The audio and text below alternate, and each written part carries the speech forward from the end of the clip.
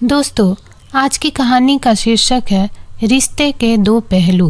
पति पत्नी में झगड़े होना तो आम बात है, लेकिन राजेश और शिवांगी की नोकझोंक बड़े झगड़े में बदल गई और बात तलाक तक पहुंच गई। संयुक्त परिवार होने की वजह से घर के बाकी सभी लोग बहुत परेशान हो गए और वह सब किसी तरह इन दोनों को समझाकर इस झगड़े का अंत करना चाहते थे।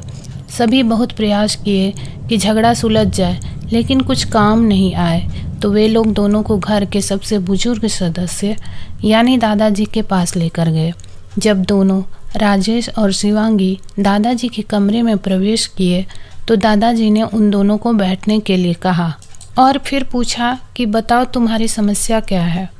दोनों पति पत्नी एक साथ बोल पड़े और एक दूसरे पर आलोचनाओं की झड़ी लगा दी। जितनी कमियां पत्नी अपने पति में गिना रही थी, उससे ज़्यादा कमियां पति भी अपनी पत्नी में गिना रहा था और कई मिनटों तक यह सिलसिला चलता रहा। दादाजी ने भी इन दोनों को नहीं रोका और इनको अपना अपना गुस्सा एक दूसरे पर उतारने दिया। आखिर में जब दोनों एक दूसरे की बुराइयां करके थक गए और शांत हो गए, तब दादाजी ने उन दोनों से कहा, अब दोनों एक दूसरे की कुछ अच्छाइयाँ बताओ। जब अच्छाई बताने का समय आया तब दोनों ही पति और पत्नी एकदम से चुप हो गए। शायद गुस्से में उन्हें कुछ याद नहीं आ रहा था या फिर गुस्से की वजह से ही वह एक दूसरे की अच्छाइयाँ बताना नहीं चाहते थे। दादाजी ने यह बात भी महसूस कर ली। थोड़ी देर तक जब कोई भी बोला नहीं, तब दादाजी ने कहा, अच्छा ठीक है, यह लो पेपर और पेन और एक दूसरे की अच्छाइयाँ इसमें लिखो। पति पत्नी दोनों ने ही पेपर और पेन लिया और एक दूसरे से काफ़ी दूर जाकर बैठ गए। थोड़ी देर बाद ना पति ने कुछ लिखा ना पत्नी ने। फिर पति ने पेपर में कुछ लिखना शुरू किया। उसे देखकर पत्नी ने भी अपने पेपर में लिखना शुरू कर दिया।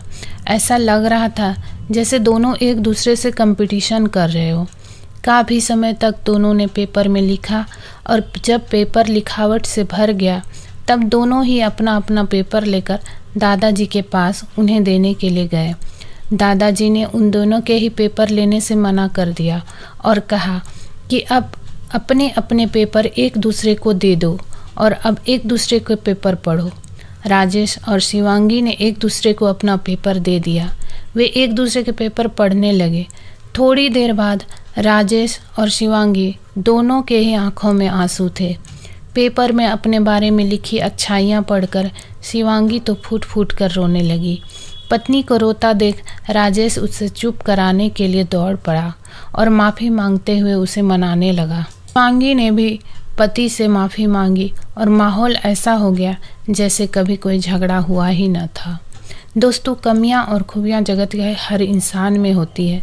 अब हमारे ऊपर होता है कि हम कमियां देखकर अपने जीवन को नर्क बना लें या खूबियां देखकर अपने जीवन को स्वर्ग बना दें।